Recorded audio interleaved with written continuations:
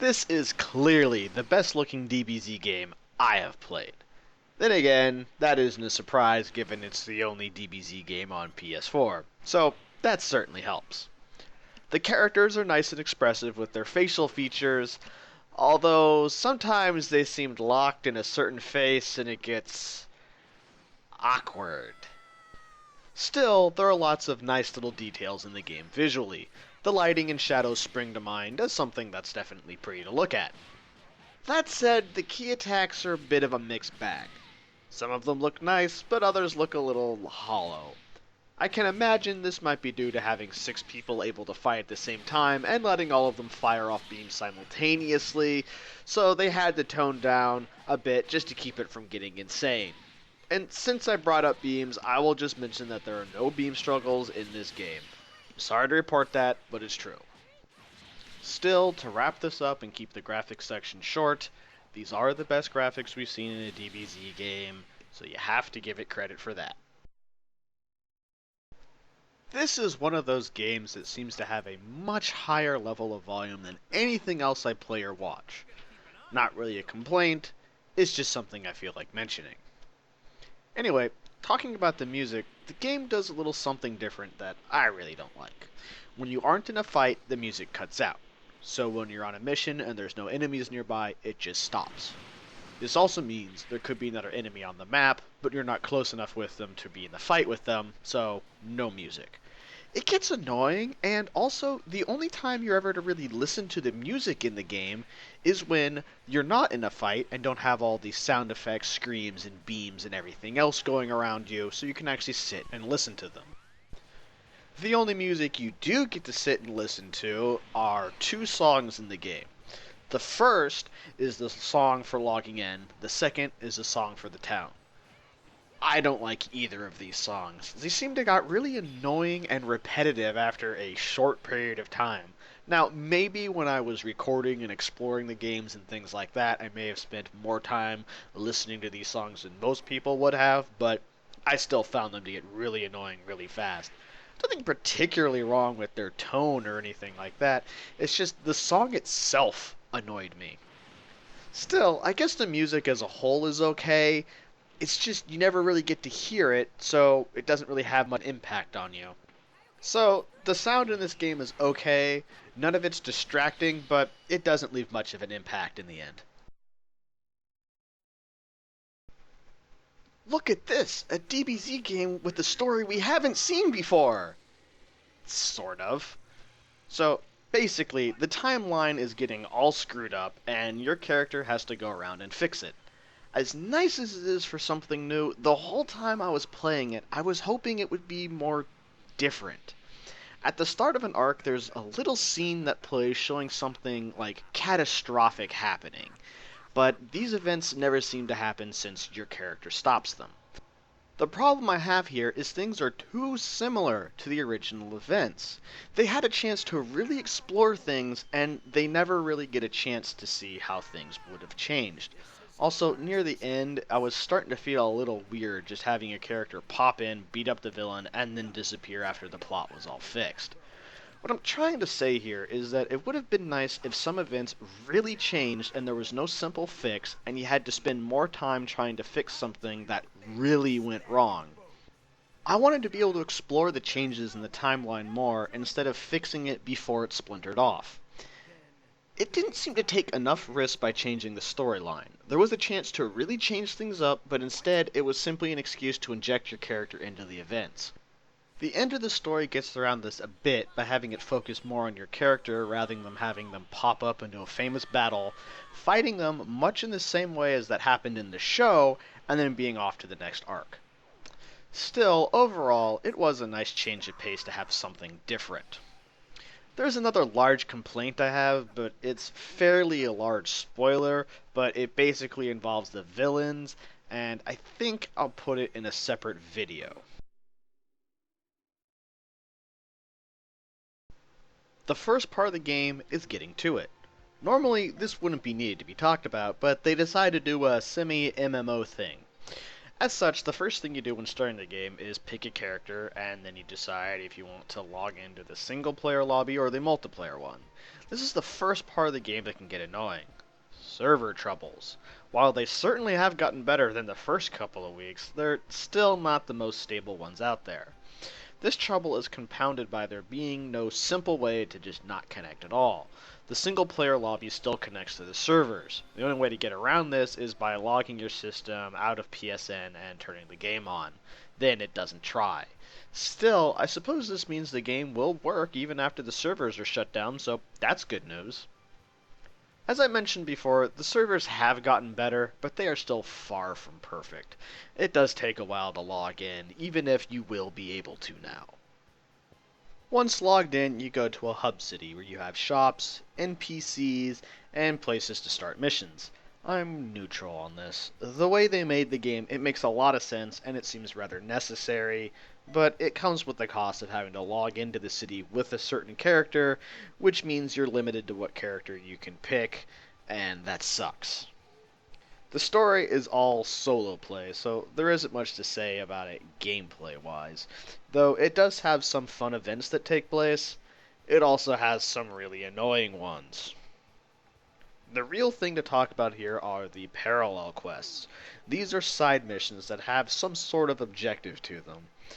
With the added objectives on them, some of these missions have a decent amount of variety to them, but they should have expanded to how many secondary objectives there could be, or if the objectives would lead to another path on the mission rather than adding something on the end, such as doing something on the first part to open a different portal and fighting a completely different group of people. While the missions themselves are fine, the real trouble here comes with how you get to the ultimate finishes. Even if you get the objective, it still might not trigger. Why? RNG. For those that don't know what this means, it stands for Random Number Generator. It pretty much comes random chance. So yes, that means you can do everything right, and the game will just decide you don't deserve it, and it ends the mission anyway. This is very annoying on many different levels. These missions are also how you unlock Z-Souls, equipment, and skills. Guess how it works? That's right, RNG. I might as well stop dancing around this issue and get over how random getting a drop is in this game. Depending on what it is you're trying to get changes how much RNG there will be. The worst items are equipment. The reason why is you simply get one piece of equipment per drop. So if you're looking for the whole set, it can take a while. It's even worse if the equipment comes from an ultimate finish. If you are, then there are 3 RNG checks you need to pass in order to get what you're looking for. The trouble comes with how statistics work, and having 3 layers makes the chance to get it what you want being very low. This would be much less annoying if once you unlock a single piece from an item set, you could buy the rest of the set in the store. It would make the grind much less tedious, but still have some sets locked unless you put in the effort. Also, ultimate finishes should not be RNG at all.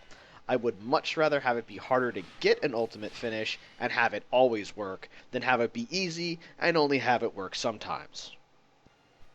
The next level of RNG in this game is just plain silly, is getting the master you want.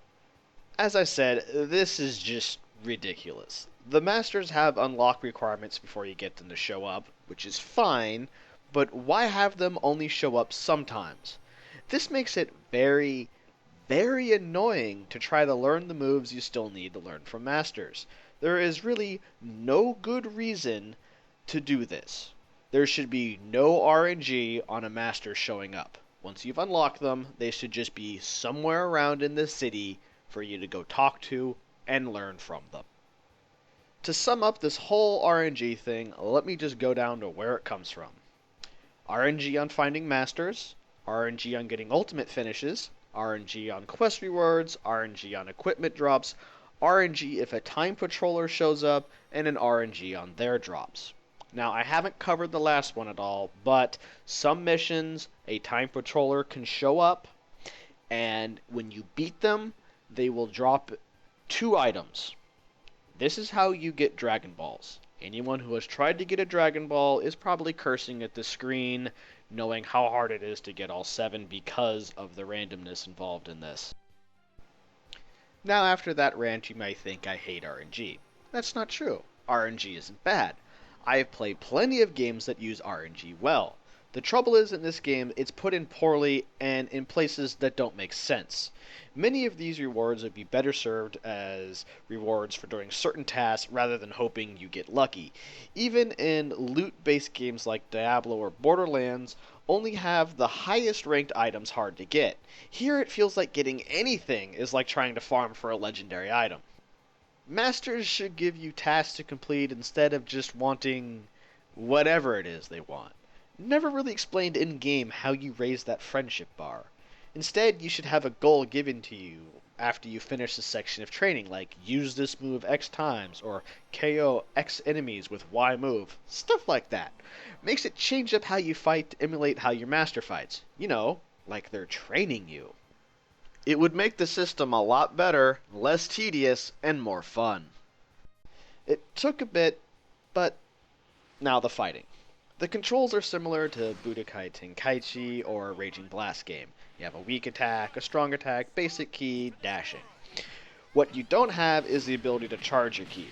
Your supers are how you do most of your actions, not just attacks. Support moves, and as mentioned before, ki charging is done from a super.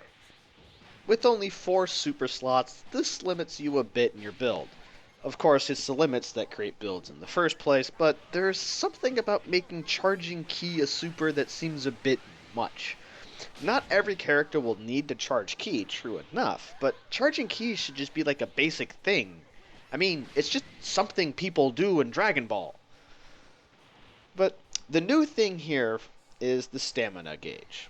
This is used to escape attacks and extend the length of your combo. It works okay, but there are some problems with it. Mainly having such an easy way to escape combos makes trying to do a long one pointless.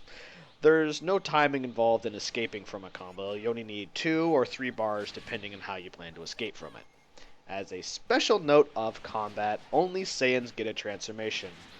Oh yeah, this is a big one. Not only are they the only ones who get a transformation, but Super Saiyan is rather stupid in this game. First off, the form is just temporary, and you can only have one on at a time. So that means you either get Super Saiyan 1, Super Saiyan 2, or Super Saiyan 3, but you are unable to transform into more than one in a single battle. It's technically possible to equip both 1 and 2, but that would just be stupid, because those would use both your ultimate slots. The next thing is that since it is a temporary, it drains your ki while active. Finally, since it drains ki, it makes all your super and ultimate attacks cost no ki at all. This combines with supers being harder to evade than melee attacks pretty much mean the game encourages you to ultimate spam. Look down on spammers as much as you want, but it really is the smartest way to play the game, sadly. Finally, while doing local versus, you only have one stage to pick from. The reason being is they work the camera so it wouldn't be split screen, but in return, you had to pick a stage that was small and had nothing to block the view from both fighters, meaning you are fighting on the World Tournament stage. This is, of course, really lame if you happen to have friends over or something. Also, you are unable to have more than one created character on the roster at a time. This means you can't have your created characters fight against each other or be on the same team or anything like that. The local side of things seems rather tacked on and is just there to say it's there, but it honestly really lame and lacking most of the options. What really hurts this game though is the lack of replayability.